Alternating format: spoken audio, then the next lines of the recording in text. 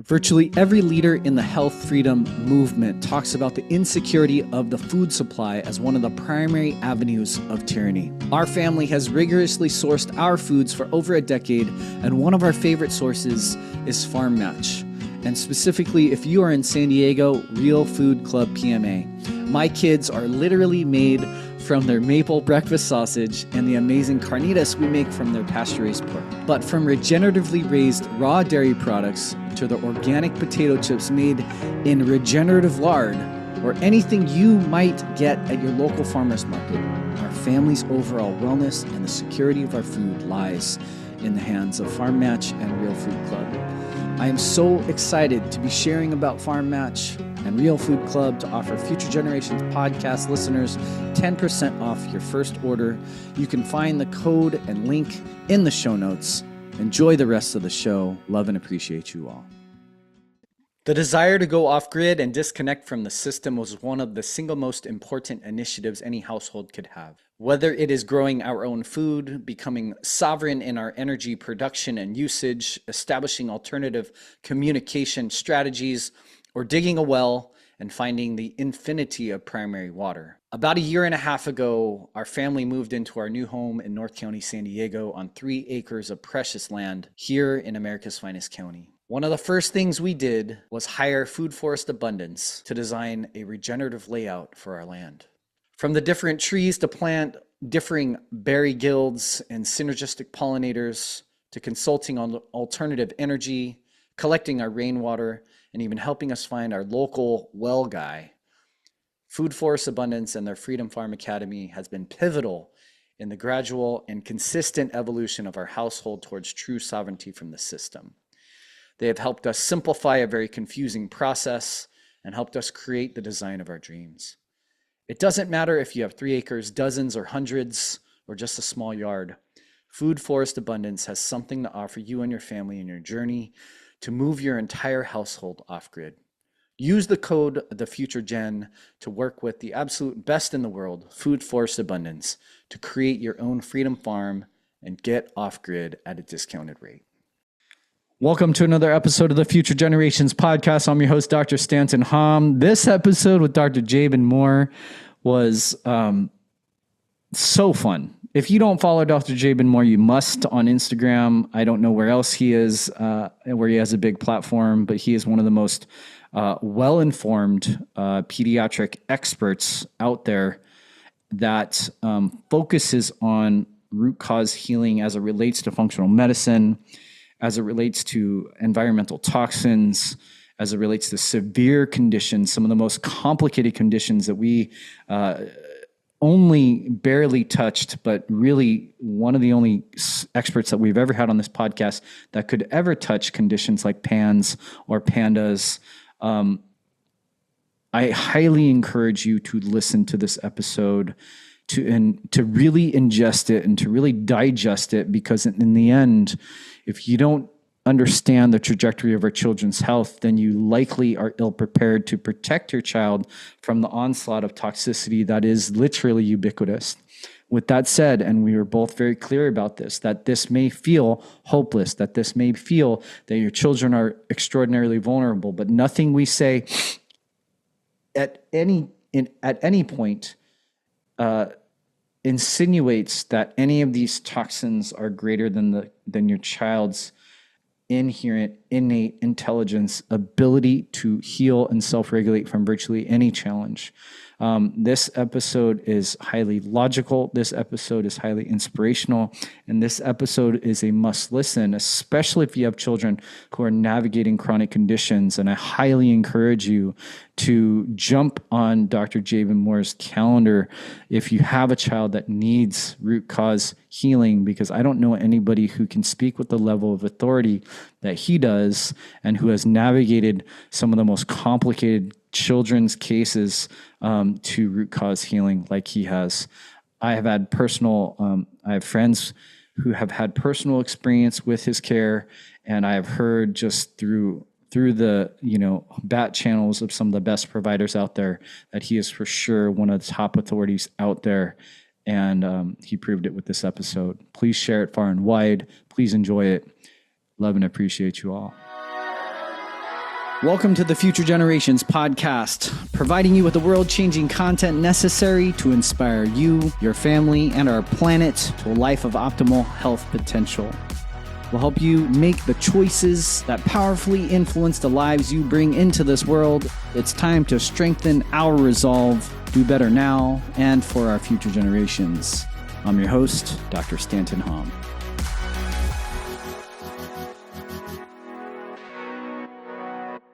Okay, welcome to another episode of the Future Generations podcast. I'm your host, Dr. Stanton Hom, and I'm with a guest that I will say that there are very few cultural authorities out there that are outside of the quote mainstream that I have looked up to more in the last several years than Dr. Jaban Moore. Not to pump you up or anything like that, man, but I have, like I shared before we hit record, I have a couple friends that have gone through your practice that have a very distinct eye for providers, and then being able to be connected with you, meeting you, and being able to follow you for a long period of time. I find you to be a voice of a clinical authority that I wish was more front and center for our kids today, and Doc, I would love for you to introduce yourself. I would love our audience to get to know you both personally and professionally, but welcome to the podcast. Hey, well, thanks for having me. The funny story is I followed you because you were on stage speaking about kids at a conference here in Kansas City a while ago. And I was like, man, this guy knows what he's talking about. So it was kind of cool for you to reach out to me. I think I kind of left I was in some sort of like alternate universe. I felt like that was actually one of my favorite times to ever give a talk. And I appreciate you sharing that because the world was crazy at the time, Yeah. Give us a little background on you. I'm curious. I'm always curious about people's like catharses, their epiphany moments, their inspirations that lead them to who they are today. I'd love for you to share that about yourself. Yeah. I never meant to be on social media, doing podcasts, working in functional medicine. None of that was on the radar growing up. I wanted to be a doctor. I told my parents that when I was 5, and here I am. I'm a doctor of chiropractic, and I'm helping people. When I was going through sports, though, I never wanted to take the ibuprofen when I was sore, like my football coaches told me to. It just didn't seem natural to me. So I didn't do it. And this is not coming from a family that was of natural backgrounds. My parents are very Western medicine upbringing. They're all for whatever it takes to feel well and be well, not, slanted one way or the other, right? So I had that more natural leaning. And then I was in chiropractic, or I was in college, and I was a college athlete. And I started thinking to myself, when I was looking at what kind of doctor, it was, well, I want to be one that helps people get back to optimal function in life. And I go, well, when I get injured as an athlete, I want to go to a chiropractor. They get me back on the field. So I started really leaning that way because I had always thought I was going to be an orthopedic surgeon, just because orthopedic surgeons, sports med docs, that's pretty much who they are. And I wanted to work with sports, but I was like, man, I would be ending people's career. So my mindset has always been more natural and optimization. Well, I ended up with Lyme disease probably during undergrad, but then after undergrad going into chiropractic school, which I did not know. My health started to go down. I started getting brain fog, fatigue, joints that were just feeling beat up. I was 24 years old. I was looking the healthiest I had looked in my entire life, and eating the best I'd ate, and, just implementing lifestyle things and behaviors and hacks that I was like, wow, I should be feeling awesome. I felt like crap. So I went on the search and I went looking. So like so many of the parents I work with, so many of the kids I work with, there's just not easy, accessible, mainstream answers to some of the problems that I was having. Right. And I just kept getting given, take the blue pill because you have erectile dysfunction, take the ibuprofen because you have pain, take, in the natural realm, turmeric, or take some sort of amino acid that helps, like L-arginine, with blood flow for the erectile dysfunction. But I was never given this is why it's happening. Here's a solution. And that's the way my brain works. I want a solution. I do not want a repetitive supplement, prescription, potion, whatever it is that people do. I don't want something that has to be repetitive. I know that there are lifestyle changes you can make to be healthier, but I was like, what is the problem here? So I went on the search, and I was at conferences talking to every type of doctor you can imagine because I had access because I was in school. And finally, I got sent to the right guy who gave me the right testing, the right protocols, led me down a path that made sense, that then got me well.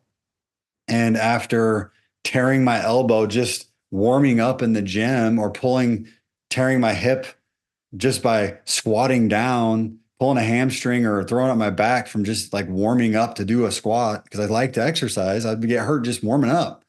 Wow. And then I went after he worked with me, I was able to do like competitive CrossFit. Wow. So, my story is that of so many others. It's you were led down a path, you were given a mission, and now I'm serving it.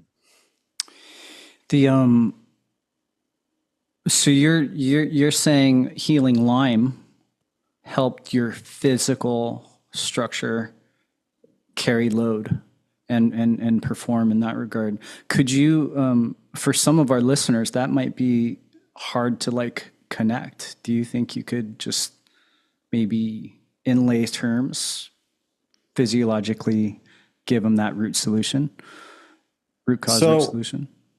So Lyme disease is thought of as this bacterial infection, Borrelia burgdorferi. So that's its name. And this bacteria gets into your body and it can release endotoxins. It can decrease oxygen flow.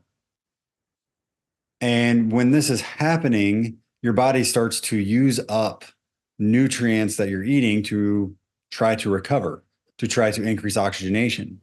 But the problem is Lyme is never alone. So I also had Babesia, which was a parasite that can constrict or block blood vessels. So blood flow doesn't get to those ligaments and tendons at the end of where blood flow isn't as good already. You get Babesia, which can damage the blood flow. Also Bartonella, which can damage the lining of your blood vessels. So I was dealing with all of these things amongst, come to find out as I went through my journey, some other cofactors in there. But those three organisms I just mentioned, they're breaking down your nutrients. They're releasing endotoxins that damage your tissues. They're decreasing blood flow. So by that happening to me, it made me vulnerable when I was working out. So I was starting to tear things. I was starting to get pain, having arthritis start to feel like it was developing. Now, clients I've worked with long-term have developed what they've been diagnosed with, osteo or rheumatoid arthritis, after recovering from the pathogenic load or the infections. Yep. Those diagnoses, although you can't really take them away, the symptoms are gone. Yeah. Right. So unfortunately, in Western medicine, once you've been diagnosed with things, oftentimes, especially autoimmune, they're just there forever. I'm just like, I don't really care. Let's just get rid of the symptoms. Let's just get rid of the symptoms. So for me, once those things were removed and my ligaments, my joints were no longer under attack, I felt amazing.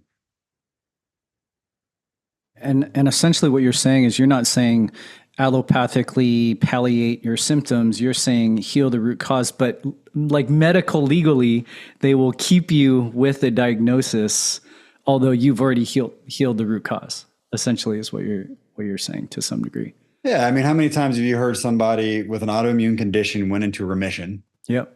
But they still have the condition technically.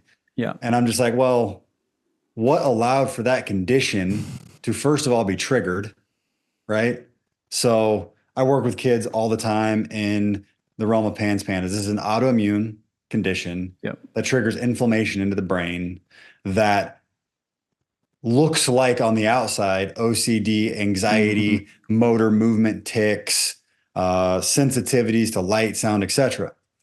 Once you go in and remove the trigger of what caused the immune system to create collateral damage, being your own brain, right? Once you remove that root cause and then calm the nervous system and immune system, the symptoms fade away. And so long as you don't allow that original root cause back in, you feel better. So let's talk, instead of doing, this generality, you move into a house that has mold. Mold triggers your immune system to be in fight or flight. It attacks your immune system attacks at the mold. there's so much mold in the house. Maybe you don't see it, but you're breathing it in, Mm-hmm. that your immune system gets so overreactive. Now it has an accidental identification of the basal ganglia, part of your brain, as being the problem. So as being the mold. So then now your body both attacks your brain and you. So you have all these outward symptoms, all these mental health type symptoms occurring. We get rid of the mold in your house. We detox it out of your body. We do calming immune things with stinging nettle, bromelain, quercetin, his-DAO. We can bring in some things like shiny skullcap. We regulate that immunity a little bit. Symptoms go away, and then so long as they're not triggered again, they stay away. And by triggered, I mean you get back into a bad situation like mold. Gotcha. It's I interviewed a guy recently that said, the ubiquitous nature of mold is one of the more alarming things that he's ever like discovered. And he was like, yeah, you can look in your house, you can look all over, but you also should just look at your food. And it's pretty remarkable, because I've been promoting, something 88,000 chemicals in the world man-made, but there's a lot of chemical toxicity, inflammatory, avenues in your body that are actually nature-based, right? And it's an interesting dynamic because there are very few people that I think can help people navigate that as well as you can. I'm curious, maybe before I'd love to focus on PANS and PANDAS. I'd love because a lot of people have never heard that diagnoses, but a lot of people likely are dealing with that with their kids in some form or fashion. But I'd love to maybe have you chime in, through the pediatric healthcare perspective. Like, what are some of the biggest problems you feel we're facing today when it's essentially parents navigating the healthcare system for their kids? Man, this is a loaded question, yeah, right? no. Like, Yep. within navigating the healthcare system, there's so many pieces of the puzzle here that you've got to bring to the table. Let's just talk about PANS PANDAS in this for a moment, since you said we want to talk about that today. Sure. PANS PANDAS was discovered in 2012 by a researcher in the NIH. So it's now 12 years old. We'll celebrate his 12th year birthday for this diagnosis this year. Wow. Which means that it hasn't reached the 20 to 30 years of clinical practice threshold to have enough doctors to retire, to start researching it, to take the 20 to 30 years to research it, to then identify and make sure that it's understood. And those researchers are likely in schools where, as they're researching, they're starting to teach it, but they have to now produce a book, which will take 1 to 5 years for that book then to disseminate into the medical schools, so that then the diagnosis can be taught to the people in the schools that take 4 to 8 years to get into practice. That then finally you have a full threshold of students 50 years from now, 70 years from now, that understand the new diagnosis that was discovered in 2012. Right. That's crazy. So although PANS is growing and it's identified in a few states as a insurance code that can be diagnosed, treated, right? It's like 2 states that are identifying it right now as being a real thing. So navigating as a parent, when you're out searching for your child because your child is sick and all you can think about is how to help your kid, and you've done all the mainstream things that are 50 years old, and you're still not having results, but somebody posts an Instagram post saying, hey, this new thing, and then you take that new thing to your doctor. And if your doctor is like a lot of doctors, and I don't blame them, like, this is no hate from me. Yeah. But they're not online researching every brand new thing that's coming out, because they also have kids and a job and a life. And there's so many different things out there that they can't possibly research everything. So the majority of doctors don't know what the latest greatest is about every single topic. And you're going to a pediatrician who's a GP who is a wealth of knowledge but doesn't know everything. And sometimes you run into, whether it be ego or burnout or Just lack of belief in a new diagnosis because one kid, the parent thought they had it and they didn't. So then they're like, oh, it's not real now. Like you run into a lot of different roadblocks as a parent when you're trying to get answers because it's your all day, every day. Clients that come into my clinic, it's their all day, every day. They've read every form. They're up at midnight. They haven't slept. They are living and breathing the pain that their child is in. And they're trying to find somebody else that understands. And the biggest generator of an understanding doctor is a doctor that their kid goes through it. I've seen so many providers of all the professions that have come to me and they're like, I didn't believe this was real until it happened to my kid. And then it's like, there it is. That's a unfortunately a terrible way, but a great trigger for passion. Yeah. The what Dr. Moore is describing is, I remember being in school and my brother, he's a chiropractor also, he'd just be like, dude, if you're not training every weekend, you're not going to be ready to see, the monstrosity of cases that are going to come to you.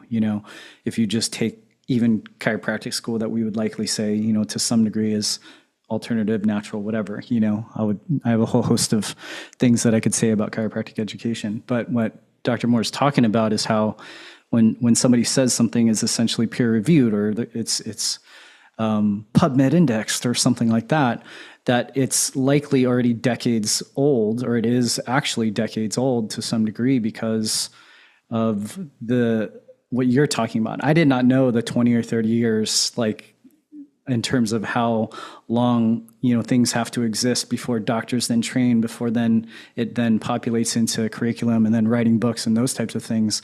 I was always told just generally, like, you're at least 2 decades behind and you're saying it's likely more, and it's gnarly to think about that. I'm not saying I have a crystal ball to tell you exactly where it is, but it's just new things, especially new things that are not acute management medicine, take a very long time to reach the mainstream. How old is Lyme disease? It was discovered in like the 80s as far as like the people start talking about it a little bit more. We are just now accepting it in the Northeast in the last 5 to 7 years that it's there, that it's common, and it's still not accepted anywhere else in the United States besides like Wisconsin and then like the Northeast. If you're in California, good luck. It doesn't exist. Texas, it does exist, by the way, just so everyone hears me.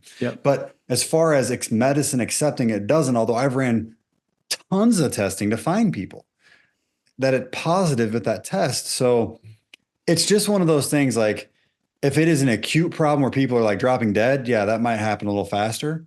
But this chronic stuff just takes a very, very long time. And I don't know a better way around that because you do want them to do the research. You do want them to study it. You do want it to be trained into doctors, but there's no like easy button to this was discovered.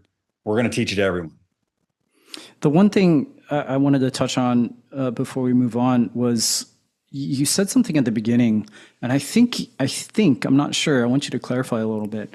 I think you're talking about allopathic, palliative, symptom-based care that can happen on both the like pharmacological, conventional driven route, but also on the natural route. Is that what you were trying to kind of lay out, that if somebody's just taking turmeric or somebody's just taking something they read to treat a symptom, it's likely not going to be as effective as, finding the root cause, I guess. Yeah, absolutely. I tell people all the time when they come into my clinic, there's this path of health and education and health that every provider goes down. They don't all make it to the end or to the bottom. And I'm not saying I'm even at the bottom. I'm in my own journey and this is where I'm at. So I can have the perspective of what was behind me. You start because Western medicine is taught in school. You start there. And then from Western, and when I say it's taught there, it's like, if you get sick, you take an antibiotic, like that's just the process that you go through when you're in elementary school. That's what the schools do. If then that doesn't work, then you usually go to what's my diet? Do I have a food allergy? Is it gluten? From there to stricter diets, like an elimination diet, AIP. And if that doesn't work, then you do start taking steps over to pills. So, okay, let me take a supplement. Is it a B vitamin? Is it a mineral? So vitamins and minerals is typically where people would go. Then the next thing from there is herbs. So from herbs, you get into turmeric and those sorts of things. And then if that's not working, well, now what is it? Mm-hmm. Okay, well, I'm going to do a candida cleanse. Yep. And from candida cleanse, then it's like, okay, well, there might be more. SIBO. We're going to do a stool sample. We're going to check bacteria. And then from there, it's into potentially maybe Lyme disease. And then it goes from Lyme to parasites to mold to radioactive elements to nervous system regulation to then what, right? Like it's just down this Yep. path of where you're going. So I went on that path really rapidly because I was in conferences with 100 docs, and I would ask all these different docs, what do I do? And I was shadowing them and training under them, whether they were chiros, nurse practitioners, medical doctors, DOs, naturopaths, and I was just bouncing, trying to find answers. So I got to go really fast in comparison to a lot of people. And I finally landed on Lyme, and then it worked. Wow. But on the way down that path, I tried Western supplements, diets, Band-Aid technologies, right? So like I did all these different things that are like, if you do this, it solves the problem temporarily. But if you stop it, the problem comes back. Yeah. So I'm always looking for, if you do this, you solve the problem, so long as you don't go back to what originally caused the problem. So that's why I used the for instance of mold earlier of, if you have mold that triggers a problem, you solve that by moving out, taking care of your body, getting back to health. So long as you don't move back into mold, that problem should not come back. I appreciate you sharing that, because I think a lot of lay people don't always understand just the difference between allopathic medicine. They understand that there's a conventional medical system, but they don't also understand that natural allopathy is a thing, and you could just be, doing a similar Band-Aid type solution that's temporary, that you're dependent upon, and all those different aspects of things, and not digging deep to figure out where things are actually coming from. I really appreciate that distinction, because just because things are natural don't necessarily mean that they're going to be the thing that helps sustainably or at the root. I'd love to relate this to how you now present into your life, because I honestly feel that the voids in our lives, like you're saying, like the pain or having a kid going through a challenge often drives that inspiration for a doc to learn something new. And I'm curious, if you could share a little bit more about what you find your purpose and mission to be, and maybe verbalize that today. This question comes up when you're doing business training and conferences, and they're just like, what is your why? Well, I think my why has changed a bunch through time. At first it was help people to not have to go through what I did, right? It was just, I'm a helper. I always want to help people. But then, my profession is help people to not have to go through what I did. I had Lyme. I didn't have answers. I didn't have resources. I didn't even know where to go to get an idea of what could help, right? Like, I don't always have the answer. If you have cancer, I'm not your guy. But if I identify it, or if you come in, you're like, I have no idea what's going on, and you've been everywhere else and you've checked into everything else, and I find them like, hey, here's what's going on. That's not my road. I don't understand how to help you with that, but here's a guy. So I wanted to be a resource of information for people. And as I've continued to develop and grow, I want to be able to speak to 1 billion people to teach them to have informed consent about their health decisions. It doesn't mean that they're going to do it my way. It's just to tell them that here are some options that potentially could help you in your position. And now so you can make a choice. It's not just, I'm tired, take caffeine, or I hurt, take an opioid. It's, I hurt, here's some possibilities what it could be. And now you can go out and figure out which one fits you. What would you say, if you use the lens of PANS and PANDAS, or maybe just start with what like a definition of terms, what this condition is, what you've seen as far as trends, and then maybe talk about your purpose and mission through the lens of PANS and PANDAS today. So PANS PANDAS is a pediatric, well, PANDAS. So we'll use a longer acronym first. Right. Pediatric, autoimmune, neuropsychiatric disorder associated with streptococcal infections. So big long-term meaning. Mm-hmm. It's kids that have had an autoimmune trigger due to strep, the bacteria, that is creating neuropsychiatric or mental health changes. So that's what it is. No one could pick that up that doesn't have a medical dictionary in front of them. I remember the first time I saw those letters, like, what? The cute little bear animal? No, that's not it. If you type in PANDAS, that's what you're going to see. So type in PANDAS diagnosis if the things that we're going to say today are interesting. PANS is basically the exact same thing, pediatric, autoimmune, except it's not specific to strep. It's any other trigger. Yeah. So this condition was a complete accident for me to even know exists, because I was like every other doctor. And I was working with Lyme disease people, and I was researching the crap out of that and everything that associated to that. And I had a dad come in that had Lyme, and I helped him. Wow. And then he asked me if I could heal his son. And I go, what's he got? Autism. And I said, don't know anything about it. He said, well, what'd you do for me? I said, well, I did what good chiropractors do. We looked for anything that creates interference within the body, and we work to remove it. Now, if you're listening and you think chiropractic is bone, muscle, ligament, that's what mainstream has kind of cornered us to. And a lot of chiropractors are perfectly happy with that. But the original mindset of a chiropractor was remove interference and allow the body to heal. So that was my mindset toward everything. And so I said, well, I do that too. That's what I did with you, man. He's like, well, can you do that for my kid? I said, sure, we can do that. Let's run some labs and see what's there interfering, and we'll see what happens. Well, then the kid comes back from school with positive reports of neurological development and starts lying, which is a creative skill. And I said, I'm sorry. He's like, no, it's great. Like, he's understanding that if you lie, you can get what you want. I was like, oh, awesome.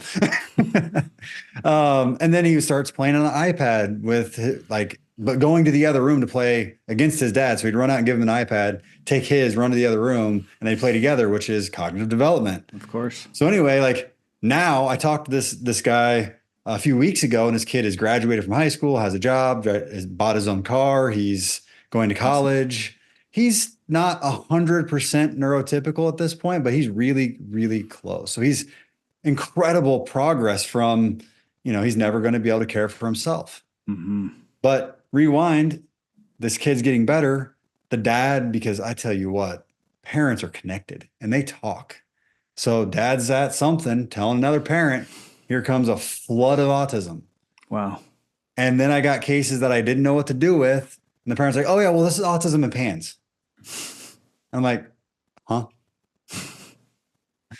And they go, well, I heard you the guy that could do this and that. And I was like, well, yeah, but that's not this. Like, we also heard you're the guy that will figure it out. Like, okay. All right. So we did the same thing. What's interfering? How do we remove the interference? And what I've learned is PANS and PANDAS is what I mentioned earlier. It is a stressor. So if you're in my clinic, you hear the word stressor. A stressor is anything whatsoever that triggers your body to be under stress. Your mother-in-law, your toxic home, alcohol, mold, infections.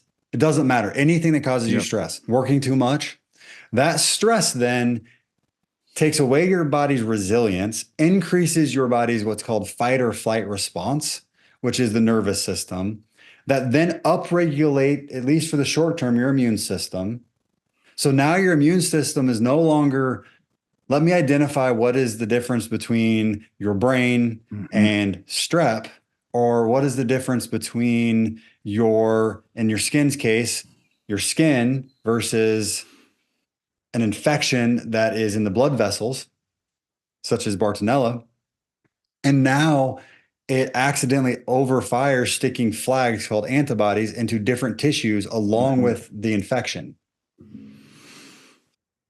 So if you're like, wait a minute, you just said it was also potentially like emotional or mental stress. Yes. If you're under significant emotional or mental stress, your digestive tract has 70% of the immune system that's at all times identifying food. So if you have food going through, you're too stressed out, your body identifies food as an allergy, then it attacks that food, and around that food is skin tissue. It may stick flags in your skin, in your digestive tract lining to create autoimmunities in your digestive tract. So as you can hear, when your body is overwhelmed, accidents happen. And if you're listening right now and you're a parent, you know this is true. If you have one child asking you questions, you can usually respond pretty well. If you have 30 asking you questions at the same time, or running around the house, or it's a pool party, it's much harder to keep track of 30 than one. And something bad might happen. One might trip and fall and get scuffed up. Your body does the same thing when it's overwhelmed. So with PANDAS in mind, it's common in its brain. We can run antibody testing. We can go all through the testing and all that.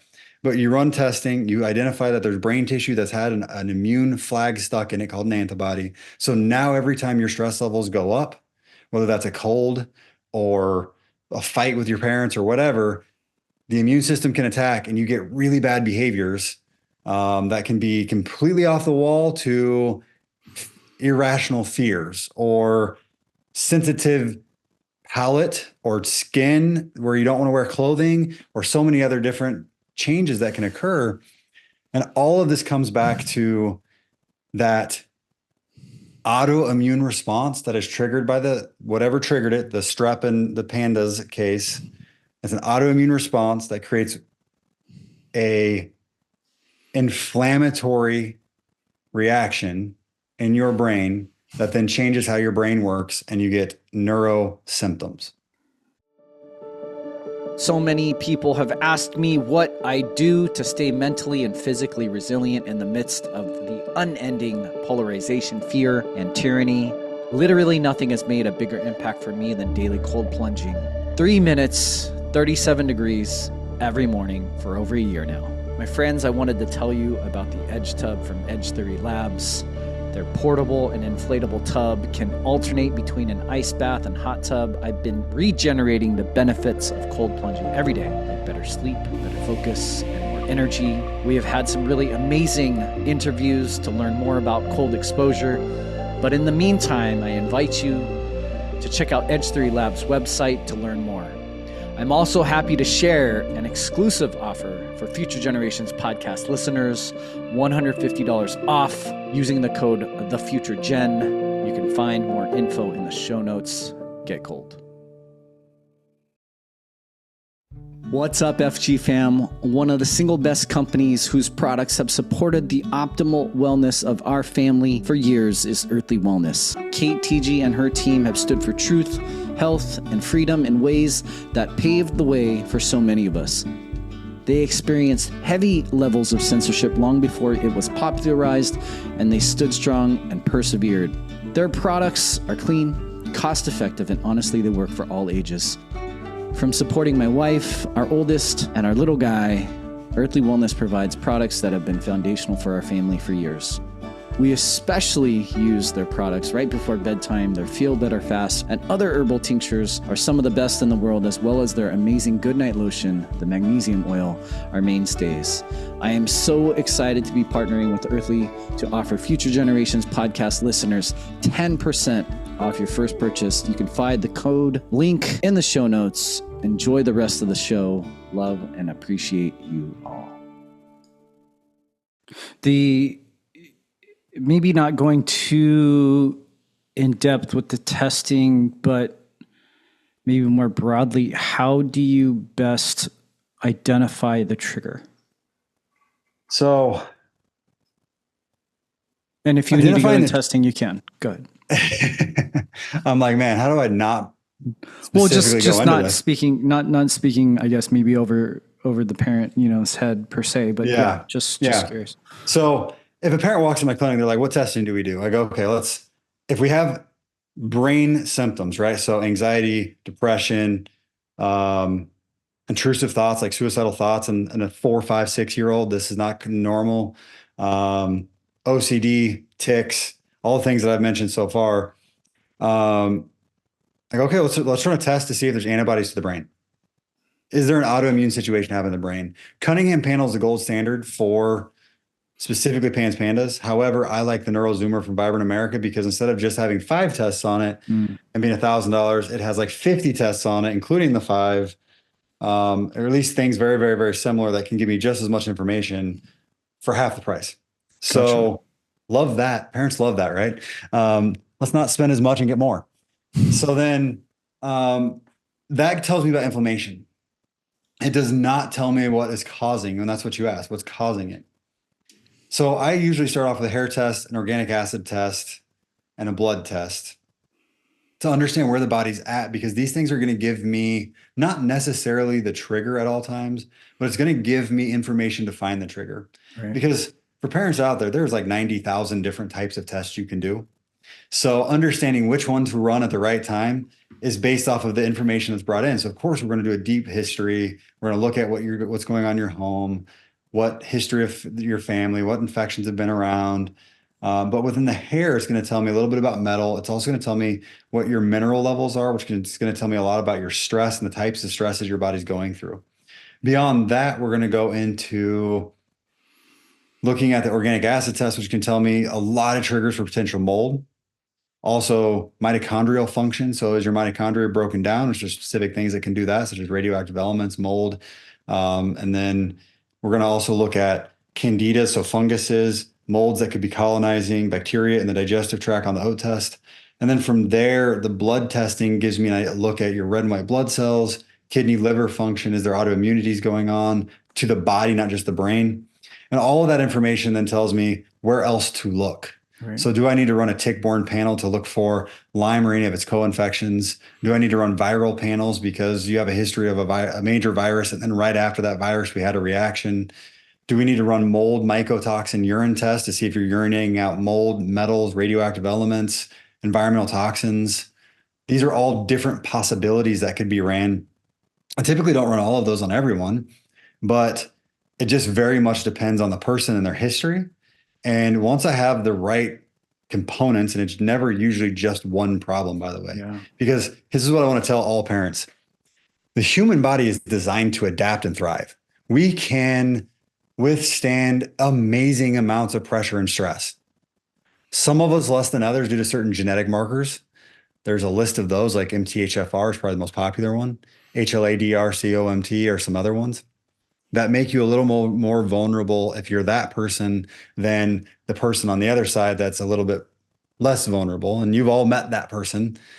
Right. If you went to college and had any fun in the party scene, not saying everybody had to do that to have fun, but you had that one friend that could drink a 12-pack and never pay for it, and the other friend that drank one beer and then they paid for it every time, right? Like that's the difference that I'm talking about. Some people are just a little bit more toxin resilient.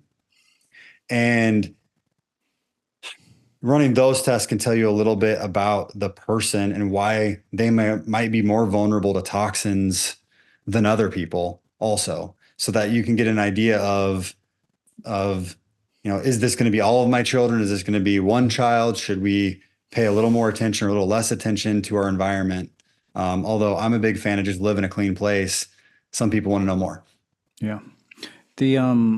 Thank you for sharing that, because I think it's awesome to have social media. It's awesome to have, and I always encourage parents, mostly moms, to investigate further, because the more that you can audit essentially the toxic load of your kiddo, which I technically don't live with any of my patients except my own family, and I can't choose your lifestyle for you, that the onus of that responsibility relies on parents with their kids, and to do that. And it's really important to have someone like you that can take the compendium of options, the compendium of toxins and tests, to logically guide someone through so that they understand, like, that you don't just go after something and you don't just, buy the first thing that's trending. You actually have to logically understand where that interference is and what the actual strategy is to remove that interference. So I appreciate you sharing that. I wanted to ask, because I was one of the first, especially in San Diego County. I mean, there's so many great pediatric chiropractors out here, a lot of great pediatric resources out here, a lot of functional medicine providers. And I found myself, talking about the mental health crisis and how COVID was affecting our kids, getting censored at, county supervisors meetings, getting a lot of backlash. And then started to just really read the body of research. And I was training with Dr. Amy Spolstra out of Coeur d'Alene, and she was talking about how one of the first times in history, like babies that are born during COVID have IQ points that are 22 points lower than average. And given your experience and your expertise, I would love for you to kind of maybe take that little soundbite, but also it's an index PubMed journal that actually published that, and maybe give your background as to how something like COVID could have caused something like that. Oh man, we all saw it, and I trust your perspective highly. So I saw a lot of things happen during that period of time. Unfortunately, I was working with autism and PANDAS and just general working with kids and adults during that period of time. And, when the world stops and you stop having interaction, you're going to have a decrease in stimuli for the brain. And the brain is developing during that period of time. I've got a kid right now who's just barely over a year. And my neighbor has a kid 3 weeks older. And that kid is far more advanced than my kid. Not because my kid's dumb, but because he's an only child. And my neighbor's kid has 3 older siblings. And it's funny because like they all interact so well together. They're all 2 years spaced. And number 4 has learned to fight back and protect himself because he has to. Whereas my little dude, I love him to death. And his mom and I are probably a little more protective, and he doesn't have to worry about as much. Although I'm buying the love every boxes and I'm doing things with him and trying to, get him those cognitive skills, it's not the same as trying to protect yourself from your older brother. I love this. But that development happens because you are forced into developing. It's no different than the sayings, you only grow when stressed. Yep. Well, during COVID, kids were coddled, set at home, not allowed to be in public around people or to do anything. So their cognitive development is going to be reduced, not necessarily forever. I'm hoping that we're catching up, but at least from that very small snippet. Now, to be a little more controversial than just social cueing, because we also forced people to do different health things, such as get vaccinated with a question vaccination. One now has been recalled. We did not allow people to go into doctors to be seen. So was there prescriptions that were unnecessary, such as antibiotics or other things, because there wasn't the ability to do intervention? Did we stop allowing for physical therapy and then OT, so occupational therapies for kids that needed it? Did we increase the amount of junk food provided because people are ordering out all the time and you don't have resources such as the school system, which by no means do I think the school system feeds our children well, but it's better than some homes. At least it's food, because I know that I was in a low-income household growing up and a low-income school district. Some kids, that's where they ate. Right.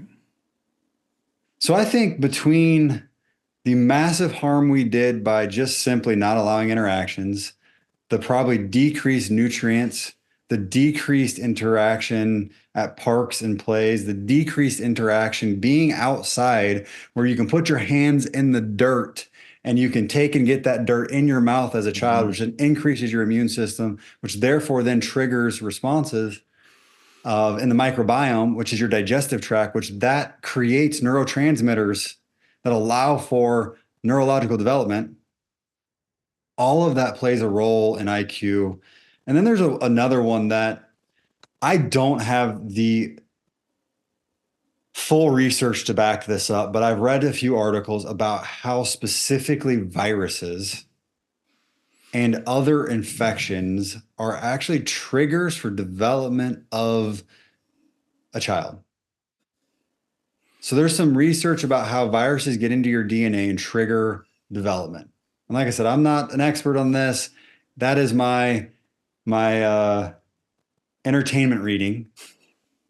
And when you get these viruses in the body, they trigger you to create a neurological pathway or development because it's supposed to happen around certain ages. And we did not have that happening. Kids, I had parents like, my kid hasn't been this well for so long. Like they're not getting a sniffle, a cold, nothing.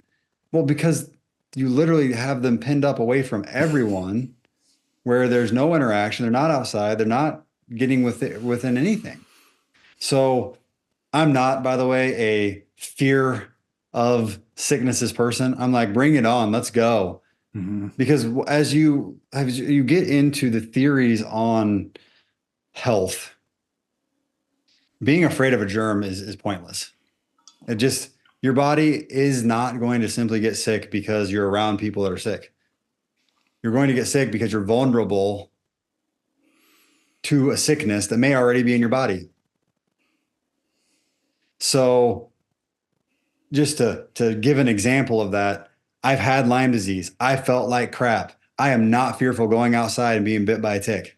Not because I'm taking the precautions, but because I know my body is strong, healthy, and robust. And when that tick spits Lyme bacteria into my body, that bacteria is going to be like, dang, this is the wrong place to go. This is inhospitable. My immune system is going to jump on that stuff and just hammer down, and we're going to be okay. So for all that to come back to 22-point reduction in IQ is incredible, but it's also seen when kids use fluoride in their toothpaste and water. Oh, yeah. We see reduction in IQ. We see a reduction in IQ when mothers have increased plastic particulates and phthalates inside their body. We see a 7-point IQ drop when you split the studied women into 4 categories from high to low. The high to low is 7-point different in IQ. Wow. So we know for a fact that toxins can absolutely decrease IQ when testing children. And we know that there was a lot of toxins shuffled around, put through schools, put on hands, put on desks, used to clean everything around us times 10 compared to what we were used to during that period of time. Particularly around, say, just thinking about those triggers, right? And thinking about PANDAS and thinking about how it's basically any stressor. What if it's a deficiency, right? If it's a deficiency of social cues and social interaction and that type of thing, how would that usually show up as a flag coming in? Is it just that deficiency causing the stress response, increasing that inflammatory cascade, and then that alone just starts to marker different systems and then the brain? So I'm a massive extrovert. If you put me in isolation, I would probably have a stress response that could trigger an autoimmunity. So if we're gonna go down that path, I'm like, here, I'm tribute. Do not lock me in a room for a month. I will go nuts.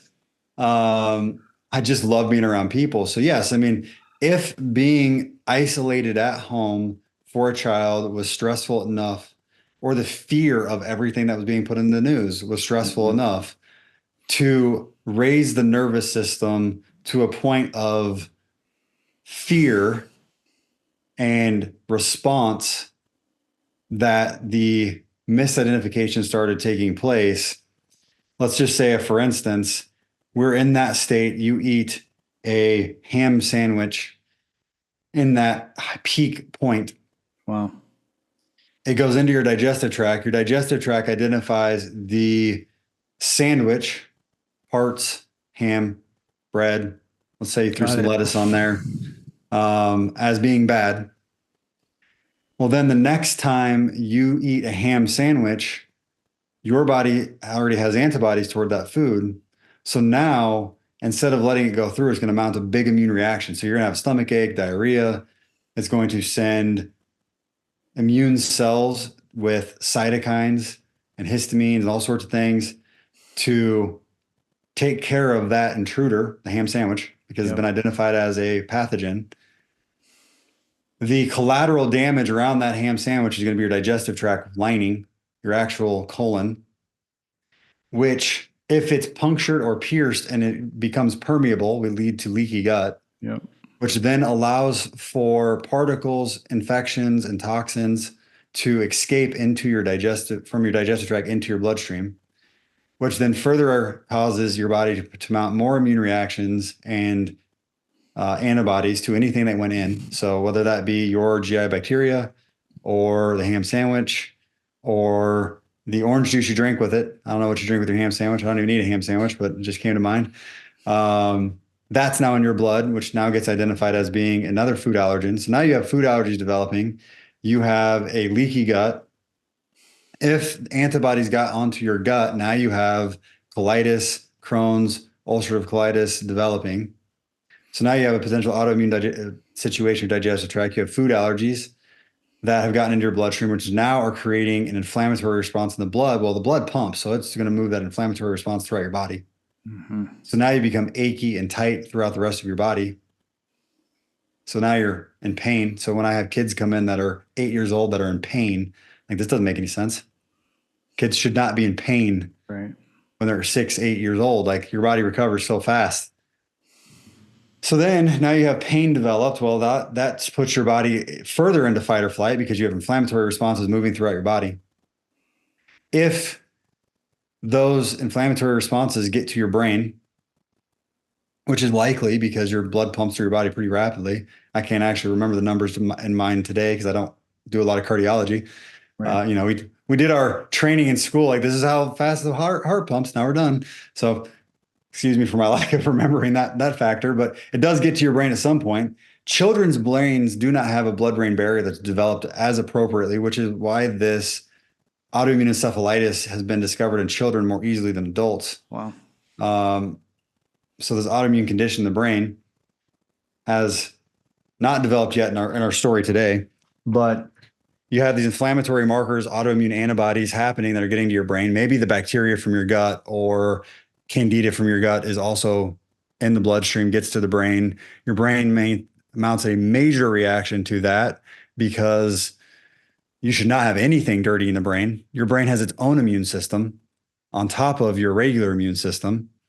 Mounts this reaction, identifies that bacteria, let's call it strep today for the purposes of PANDAS, as being a problem. Well, strep can do something called molecular mimicry, where it hides behind tissue, making you think that it is that tissue. So you have an even higher likelihood of an autoimmune reaction happening. So now you attack to defend your body from the endotoxins. That is what the strep releases that actually causes us damage. So you attack to stop that. The tissue that it sees releasing it, which is your basal ganglia, in this case, your brain.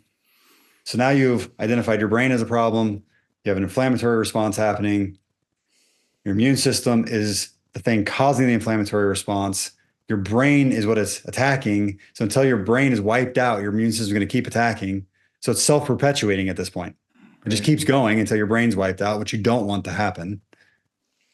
So now you're all the way from, I'm a stressed out kid because I'm staying at home, to have some gut discomfort, to a flare of inflammation that got to the brain, that then flared an immune response in the brain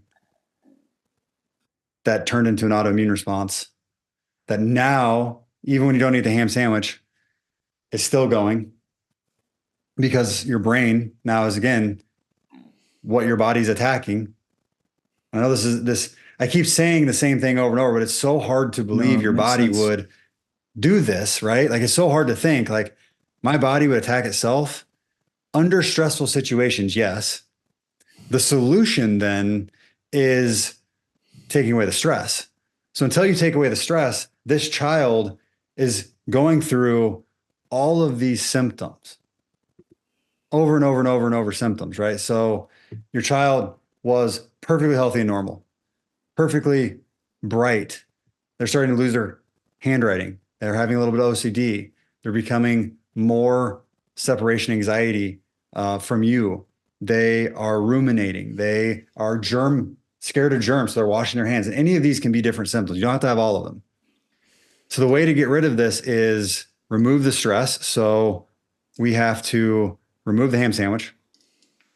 We have to then help the body to, and I don't even like to use the word eradicate infections. I like crowd control. We're going to get the body and we're going to help the immune system with crowd control of all the microbes in the body, because there's a lot in there that are supposed to be there. There's a lot that are supposed to be there that can become pathogenic, meaning overgrown. So let's get crowd control turned back on in the body to where it controls the immune system and the microbiome and all the other microbes in your body appropriately. So then it takes the edge off. So then your body can go, okay, I have time to breathe. I'm not under duress. Let me go back to the brain. I got to check out that little battle that's going on up there. Okay. Ooh, dang it. Misfire, hit the brain over there. That's actually the brain. We don't have to worry about that anymore. Nothing around it. No strep left, no inflammation that we didn't cause left. Okay, cool. I had time to take care and look, sorry, my bad, basal ganglia. Now I had time to look and identify that you're not actually the problem. Symptoms start coming down. We're doing this with antihistamines and anti-inflammatories once we get the stressors gone. And then you have about a 9 to 12 month window where antibodies are still in the body because they last that long. Your body, they stick around for 9 to 12 months. Once you get past that 9 to 12 months, recurrence of those neuropsychiatric symptoms drastically reduces and sometimes completely goes away, especially when you get into that puberty timeframe where you see testosterone developing, you start having a little bit more brain barrier developing. So yeah, there you go. What would you say? I know there's not really a panacea, right? But I know that this is going to trigger a lot of parents to think about, what are some things they can do? And I'm curious if you had, 2 or 3 things that are practical tips that parents can just say, hey, let's start here and see if there's a needle that can be moved. So I've used a lot of big terms on this podcast without saying a few things that I feel like have to be said. Sure. 1 in 6 children are diagnosed with a mental health issue. Yep. 1 in 6. There's something like 20 million children that at some point have been on a mental health med in the United States. I'm not talking about the whole world. Right. I don't have those numbers in front of me right now. When I give presentations, I put them all back up and I'm just like, oh my gosh, it sickens me. And they grow every year. So what you can do to deal with these situations is if you see your kid dealing with mental health issues, stressing, don't just accept it. ADHD doesn't have to be normal. Now, ADHD is also not necessarily what it's cracked up to be. I'm ADHD. I'm a boy. Mm-hmm. When I was a kid, sit me still for 8 hours in a classroom. No, that's not happening. Give me problems to solve and not a 8-hour time frame to solve a problem that took me 5 minutes. Give me all the classwork. I'll get it done in an hour, then let me go play. That's the kid I was. You try to keep me stuck, I'm going to have problems. I had bad ones. I was not a good kid. I wasn't stupid, but I was a bad student because I didn't want to listen and sit still. Same. Right. So I do talk to parents when I'm going through these things and I say, hey, look, there are normal kid things, right? Like if your kid doesn't like green beans when they're 5, that's not unusual. If they do, it's a blessing, right? Like if they're a little picky when they're in those elementary years, that's fairly par for the course. especially if they've gotten a taste of some of that other chemical stuff that's out there, like M&Ms. But things you can do at home are create a non-toxic environment, like you mentioned. My very first step I go through with people is create a safe environment. Air, mold radon, food, whole food organic, water, never from tap. Mm-hmm. Especially if you're in the San Diego area, like you talked about, distilled is your only option for filtration. That is going to get it clean. That is it. That is a specific type of filtration. Reverse osmosis will not work. No, neither will carbon filters or any of the others, because you have radioactive elements in the water supply.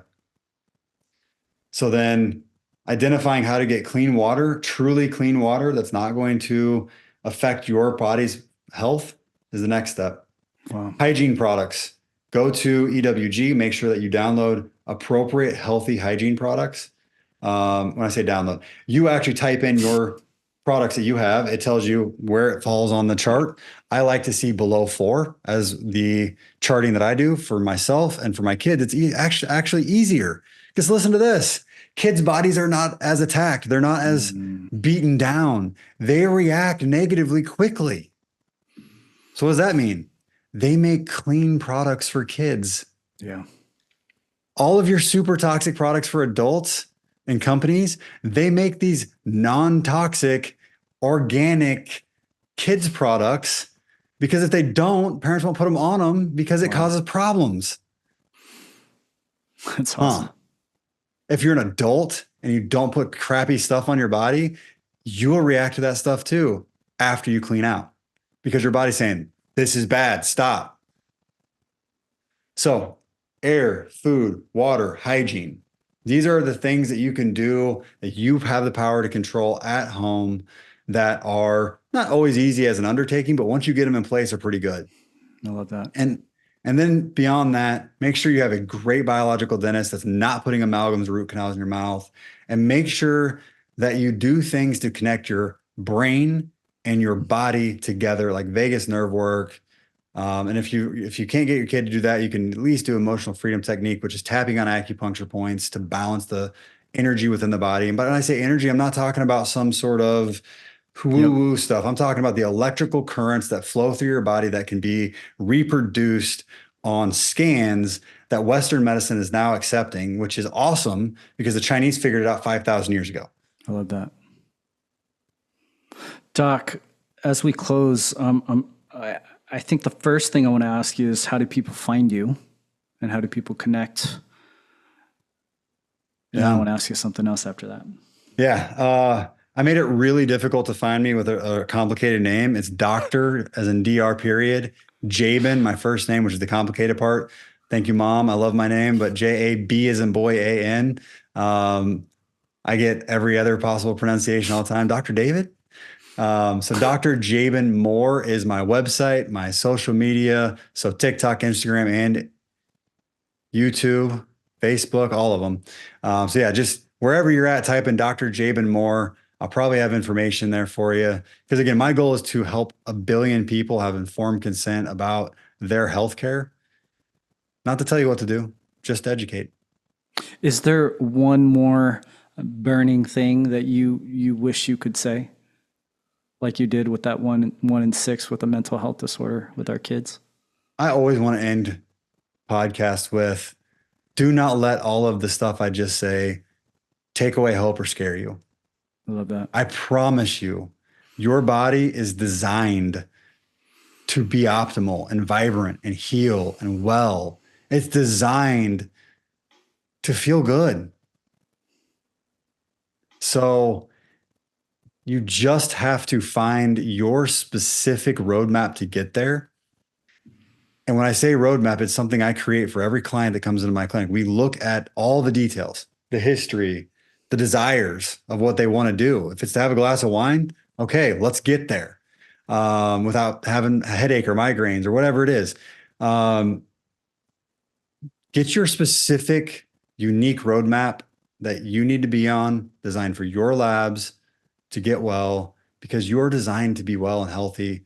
And I truly, truly believe that. So don't be afraid of water. It's easy to get a distiller. Don't be afraid of a moldy house. Just run a test. Don't be afraid of toxic hygiene products. Just go double check them, get the good ones, and move on. These are all very executable things you can do in your life that will massively elevate your body's potential for optimal experience of this world.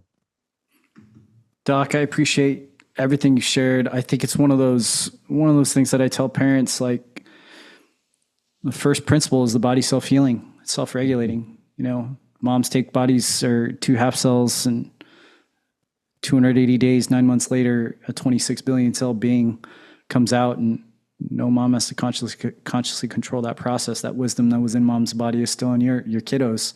And when you remove the interference and you allow the body to do what it's made to do, it's not a matter of if healing will occur, it's a matter of when.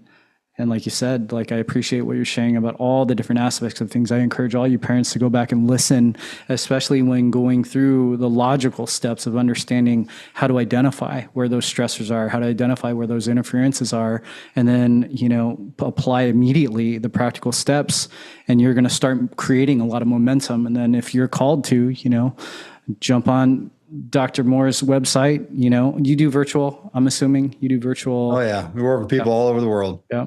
And I mean, if you're going to get 1 billion, dude, like, we got to start shuffling a lot of people your way. You know what I mean? But it's one of those things that I love, people who have those big visions, who have that level of ambition, because the momentum of this chronic illness epidemic facing our kids was a tsunami wave long before there was a mental health crisis during COVID that they finally recognized, right? And in the end, it's leaders and doctors and mentors and guides and shepherds and teachers like you that are going to inspire our next generation to start returning to that state of vibrancy and self-healing. I really appreciate everything you shared today, man. Thank you so much. Yeah, thanks for having me.